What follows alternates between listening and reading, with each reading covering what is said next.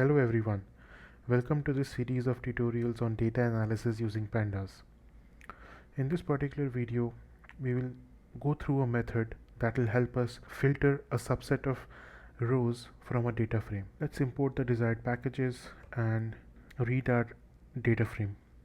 So for this illustration, I'm using the Titanic dataset that's available on Kaggle. So here we see that we have read our data frame successfully and it has following columns. Now let's say out of this entire data frame, I only want the rows where age is greater than 20, right? So we will accomplish this using a pandas method known as query, which is quite neat and readable. So let's look at the query method. So here is the documentation of the query method, and we can see that it takes an expression, and this expression is generally a string, and based on this expression it evaluates uh, the query. And here we can see that there are some other parameters as well, right? So now to filter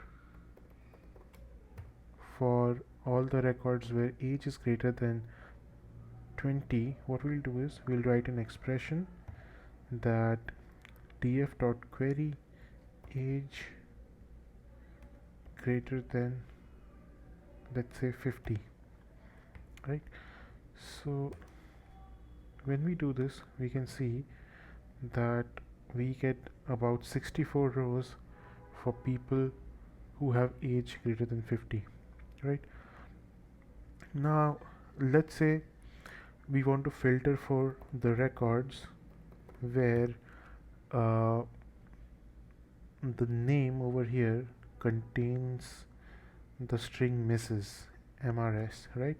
So to do it, what we'll do is we'll again write an expression that name dot str dot contains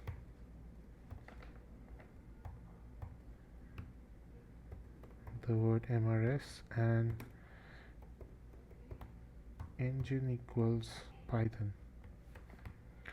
So here what we are doing is that we want to emulate somewhat an equivalent of like in SQL. So what we are doing is that the name over here, which is a series in itself, has a method called .str, and then .str has different methods like .contains and some other methods. So what we do here is that we say uh, the name string contains the word MRS, and we set engine equals Python because this expression is a Python expression and not specifically a pandas expression, so we have to explicitly specify the engine as Python. Now when we do this, what we see is that we get 129 rows over here, and we can see all the filtered rows contain MRS and the gender over here is female. Now let's say that we want to filter for sib sp not equal to 1, so we'll just write df.query, then we'll start our string expression sib sp is not equal to 1, and let's say we want to look at the head, right? So all the sib sp over here are not equal to 1, right? So similarly, we can write any expression that we want to enclose it in a string and query. Now let's say we are inside a loop, for example, or let's say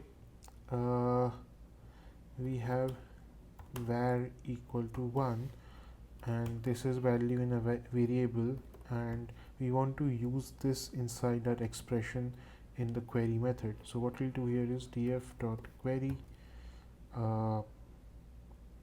let's say this time we start our string expression parch equal at the rate var dot head.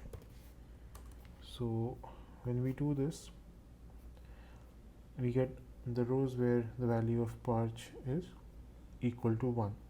So it can be handy when you want to use .query method within a loop where the value on which you want to filter is dynamically generated. The value on which you want to filter is dynamically generated. So .query is a very neat method to filter a data frame. It's quite readable and I really like it and use it in my queries. So that's all for this video. If you like the video, please hit the like button and do subscribe to my channel. If you want me to make some videos on specific topics, please do comment in the comment section and I will definitely try to make a video on that topic. Thank you so much.